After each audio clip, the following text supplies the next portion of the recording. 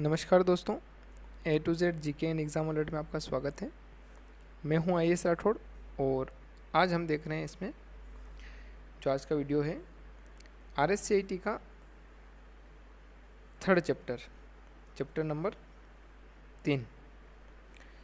इस वीडियो के 2 पार्ट बनेंगे दोस्तों, और फर्स्ट पार्ट जो है उसमें आधा चैप्टर कवर करेंगे और नेक्स्ट जो वीडियो आएगा उसके अंदर ये पूरा चैप्टर कवर होगा। इससे पहले के वीडियो यदि आपने नहीं देखे हैं तो आप उसके फर्स्ट और सेकंड चैप्टर के वीडियो बन चुके हैं, वो आप देख सकते हैं। और जो अभी जो एग्ज़ाम हुई है उसके अंदर सेकंड चैप्टर में से बहुत सारे क्वेश्चन आए हैं, तो वो भी आप उसमें मैच कर सकते हैं। बढ़ते हैं आगे इस वीडियो में। अपने कंप्यूटर को जाने, थर्ड जो चैप्टर है वो। तो ऑपरेटिंग सिस्टम इसमें क्या है, इसकी डेफिनेशन वगैरह देखते हैं। ऑपरेटिंग सिस्टम ये कंप्यूटर हार्डवेयर एवं यूज़र के बीच में मध्यस्थता का कार्य करता है। डेस्कटॉप ऑपरेटिंग सिस्टम के जो एग्जांपल्स हैं, उदाहरण हैं, वो क्या क्या हैं वो भी हम देखेंगे। देखिए पहले कि ऑपरेटिंग सिस्टम है क्या इसमें। अब ये मॉनिटर, प्रिंटर, माउस, कीबोर्ड, जो अपना सीपीयू है, हार्ड ड्राइव, इसके अंदर बहुत सारी चीज़ें हैं, और भी कोई अदर एप्लीकेशन ऐप्स वगैरह हैं, उन सब के अंदर जो सामंजस्य बिठाता है। यानी कि यदि ऑपरेटिंग सिस्टम अगर नहीं है, इसमें से निकाल दें हम यहाँ से, तो ये सिर्फ एक उपकरण है जो कोई कार्य नहीं करेंगे। यानी कीबोर्ड एक अलग से पड़ा रहेगा, माउस अलग रहेगा, इसका कोई यूज़ आप नहीं कर पाएंगे। तो ऑपरेटिंग सिस्टम के थ्रू ये सभी को कनेक्ट करेगा और फिर हम जो इसका संचालन कर पाएंगे, हमारे जो भी कार्य हैं वो काम कंप्लीट हो पाएंगे। देखिए ऑपरेटिंग सिस्टम के जो एग्जांपल्स हैं वो ये याद रखने अपने एग्ज़ाम के पर्पज़ से। Microsoft window, Mac OS, Linux और यूनिक्स। तो ये चारों आप कोशिश करें कि याद रहें, और इनके जो सिंबल्स हैं, एक तरह से जो ब्रांडेड साइंस हैं, विंडोज़ का ये, मैक ओएस का, लिनक्स का, तो ये भी आप ध्यान में रखें तो अच्छा रहेगा। बाकी ये एग्ज़ाम में ऐसे नहीं पूछे जाते हैं। एग्ज़ाम में जो है वो ऑपरेटिंग सिस्टम के जो टाइप्स हैं वो टाइप्स ही आएंगे। फिर है मोबाइल ऑपरेटिंग सिस्टम का जो उदाहरण है वो देखते हैं। तो मोबाइल ऑपरेटिंग सिस्टम के उदाहरण क्या है, सबसे पहले तो एंड्रॉयड, उसके बाद में विंडो, आईओएस और सिम्बियन। ये ध्यान रखने हैं, ये हैं मोबाइल ऑपरेटिंग सिस्टम, यानी कि मोबाइल के अंदर जो ऑपरेटिंग सिस्टम होते हैं उनके नाम हैं, तो ये भी ध्यान रखने हैं। कंप्यूटर सिस्टम की संरचना में जो लेयर होती है वो 3 लेयर कौन कौन सी हैं, तो हार्डवेयर, सिस्टम सॉफ्टवेयर एवं एप्लीकेशन सॉफ्टवेयर। उसके बाद में ऑपरेटिंग सिस्टम के जो कार्य हैं, जो मेन इसका जो वर्क है, रिसोर्स मैनेजमेंट, एप्लीकेशन और यूज़र के बीच इंटरफेस प्रदान करना और प्रोग्राम क्रियान्वयन। ग्राफिकल यूज़र इंटरफेस, जीयूआई, इसकी एक तो आप फुल फॉर्म ध्यान में रखें। जीयूआई की फुल फॉर्म क्या होगी, graphical user interface. Graphical user interface एक माध्यम होता है जो कि यूज़र की ग्राफिक्स आइकन का प्रयोग करके इलेक्ट्रॉनिक डिवाइस से संवाद करने की सुविधा प्रदान करता है। जीयूआई जो है, इससे हम सिस्टम से जो संवाद स्थापित करते हैं उसके काम में आ रहे हैं। फिर है WISI, WIG, RSIT की जो अपनी बुक है उस बुक के अंदर आपको ये लिखा हुआ मिलेगा। तो what you see is what you get, यानी कि जिस तरीके से कार्य आप कंप्यूटर पे कर रहे हैं, जो भी काम आप कर रहे हैं, चाहे वो MS वर्ड में है, एक्सेल में, पावर पॉइंट में, या फिर दूसरा भी कोई, यदि उसकी हम प्रिंट निकालेंगे, हम देखेंगे तो वो एज इट इज़ जो अंदर होगा, जो आपको दिख रहा होगा, वही प्रिंट आपको बाहर वो देगा। तो what you see is what you get, जो आप देख रहे हो वही चीज़ आपको मिलेगी उसमें। फिर आता है इमेज स्कैनिंग करना, प्रोसेसेबल ग्राफिक्स और animation and support for multimedia disabilities. GUI के लाभ क्या हैं, तो इसमें यूज़र आसानी से कंप्यूटर को बिना किसी समस्या के ऑपरेट कर सकते हैं। यूज़र को सीखने में कम समय लगता है जीयूआई के थ्रू। फिर यूज़र और prompts, alerts, mouse movement, object पर डबल क्लिक कर तुरंत प्रक्रिया तथा फीडबैक प्राप्त इससे हो जाता है। जीयूआई से गलतियों को आसानी से ठीक हम कर सकते हैं। अब इसकी कुछ हानियाँ बुक के हिसाब से हैं, लेकिन हानि वैसे हम यूज़ करते हैं, इसमें कोई हानि दिखती नहीं है, लेकिन फिर भी इसमें बुक के हिसाब से जो दे रखी है यदि आपकी क्वेश्चन में आती है तो आप थोड़ा सा ध्यान में रखें कि इसमें अधिक मेमोरी और तेज प्रोसेसर की आवश्यकता होती है। स्किल व्यक्ति की तुलना में कम स्टेप्स को यूज़ करते हुए कार्य पूर्ण कर लेता है। जो स्किल व्यक्ति है वो की तुलना में नहीं, स्किल व्यक्ति जो है वो तुलनात्मक रूप से कम स्टेप्स को यूज़ करके कार्य को पूर्ण कर सकता है। ये थोड़ा सा यहाँ ध्यान रखें। कुछ दिव्यांग GUI के साथ कार्य करने में दिक्कत महसूस करते हैं। GUI में स्क्रीन बेतरतीब तरीके से भरी होने पर नेविगेट करना थोड़ा सा कठिन होता है।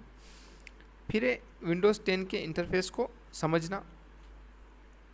ये जो शब्द हैं इन शब्दों पे थोड़ा सा ध्यान दें, बहुत ज़्यादा कठिन काम नहीं है, हल्का हल्का सा ये जो शब्द वगैरह दे रखी हैं, जो थोड़ी सी डेफिनेशन है, इनको आप अच्छी तरीके से करेंगे तो शानदार पेपर होगा। सारे पेपर आप RSIT का जो है वो कोई सा भी आप दें पेपर, किसी भी समय आपका हो, चाहे अभी 15 को आ रहा है पेपर वो हो, या फिर आप अभी एडमिशन ले रहे हैं और बाद में आपको ज़रूरत पड़ती है इसकी, तो भी, और जब भी आप इस वीडियो को देखेंगे आपको कुछ नया, कुछ जो चीज़ें छुटी हुई है वो आपको मिल जाएगी इसके अंदर। तो थोड़ा सा धैर्य से इनके साथ बने रहिए। ये जो सीरीज़ है वीडियो की, थोड़ा समय लग रहा है, लेकिन आपको पूरा जो RSIT का सिलेबस है वो कंप्लीट करवा के दिया जाएगा। कंप्यूटर को बूट करना, तो कंप्यूटर को शुरू और रीस्टार्ट करना बूटिंग कहलाता है। एक है वार्म बूटिंग और एक है कोल्ड बूटिंग। तो अगर आप पहली बार आप कंप्यूटर को स्टार्ट कर रहे हैं, यानी स्विच से ऑन कर रहे हैं आप सॉकेट से, और उसको इलेक्ट्रिसिटी प्रोवाइड कर रहे हैं फर्स्ट टाइम, तो वो है वार्म बूटिंग। और कोल्ड बूटिंग क्या है, तो आप रीस्टार्ट करेंगे उसको, वो कोल्ड बूटिंग कहलाएगी। फिर है डेस्कटॉप एरिया। कंप्यूटर में लॉगिन करने के बाद जो एरिया दिखाई देता है उसे हम डेस्कटॉप एरिया कहते हैं।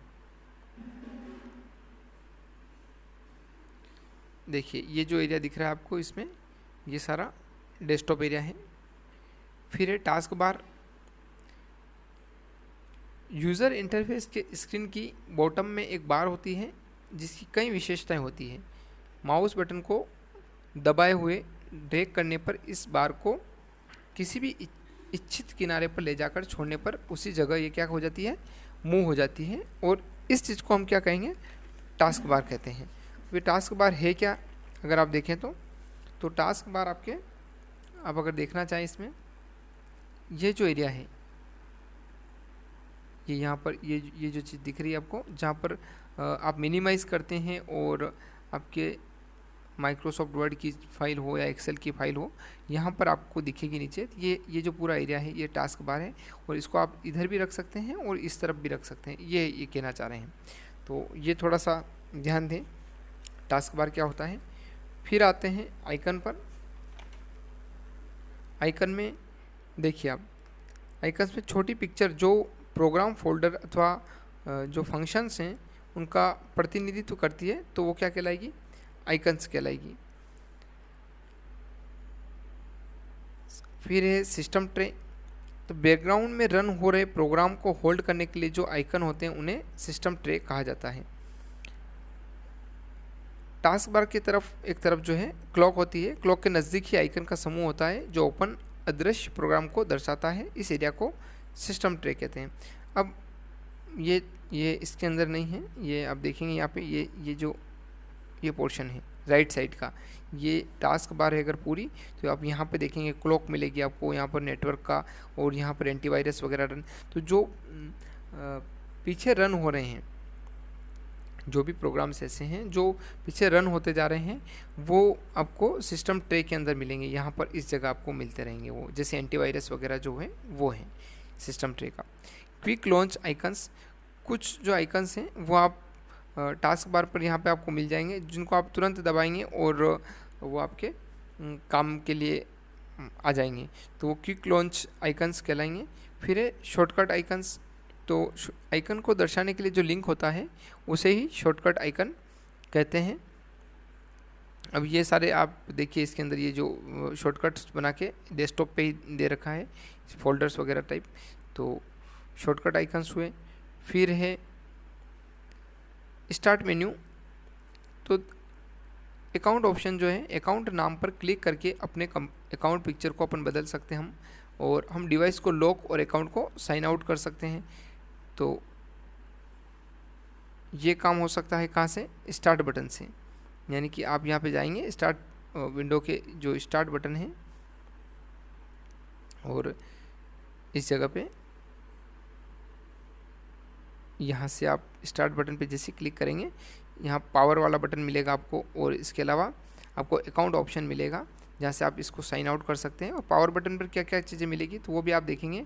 तो स्विच यूज़र है, लॉग ऑफ है, लॉक, रीस्टार्ट, ये सारी चीज़ें, शटडाउन वगैरह आपको ये यहाँ पे पावर बटन पर मिल जाएगी। इसके बाद में जो दोस्तों, चूँकि वीडियो लंबा नहीं हो और हम इस टॉपिक को 2 पार्ट में, यानी कि ये जो चैप्टर है इसको 2 पार्ट में करेंगे, तो आप इसको शुरू से एक बार थोड़ा सा देख लें, और जहाँ आपको लगे स्क्रीनशॉट ले सकते हैं, इसको पॉज करके आप अपना नोट्स बना सकते हैं। तो ऑपरेटिंग सिस्टम हम पढ़े इसके अंदर। ऑपरेटिंग सिस्टम में माइक्रोसॉफ्ट विंडो का जो प्रकार है ऑपरेटिंग सिस्टम के, वो Microsoft window, Mac OS, Linux, Unix वो हैं। फिर मोबाइल ऑपरेटिंग सिस्टम्स हैं, इसकी लेयर्स हैं, इसके जो काम है जीयूआई के लाभ, हनी, और जो विंडोज़ 10 इंटरफेस को समझना, कंप्यूटर को बूट करना, वार्म बूटिंग और कोल्ड बूटिंग। तो ये भी थोड़ा सा देख लें आप, वार्म बूटिंग और कोल्ड बूटिंग। इसमें दोस्तों वार्म बूटिंग जो है रीस्टार्ट करना है, मतलब एक बार कंप्यूटर चल रहा है उसके बाद उसको वापस रीस्टार्ट करना, और कोल्ड बूटिंग जो पहली बार हम कंप्यूटर को स्टार्ट करें, ये थोड़ा सा ध्यान रखें। और ये शायद थोड़ा सा अपोजिट बताया गया था, इसको देख लेना, वार्म बूटिंग और कोल्ड बूटिंग को आप थोड़ा चेक कर लेना एक बार। फिर आप डेस्कटॉप एरिया का है, टास्क बार है, आइकन्स, सिस्टम ट्रेस, तो ये छोटी छोटी चीज़ें हैं, लेकिन ये आपके RSIT का जो कोर्स है उस कोर्स के लिए परिपूर्ण है। जो कोर्स RSIT के अंदर है, सिलेबस है, उसके लिए ये पर्याप्त है। तो दोस्तों अपेक्षा करता हूँ मैं कि ये जो वीडियोज़ की सीरीज़ आ रही है RSIT वाली, ये आपके लिए, आपके फ्रेंड्स के लिए बहुत हेल्पफुल रहेगी, और प्रयास किया जाएगा कि इसमें और सुधार करें, आपका जो सुझाव आएगा उसके अनुसार। और आप अपने, यदि ये काम की चीज़ें हैं तो आप अपने दोस्तों के साथ इसको शेयर करें, लाइक करें, कमेंट करें। बहुत बहुत धन्यवाद। जय हिंद, जय भारत।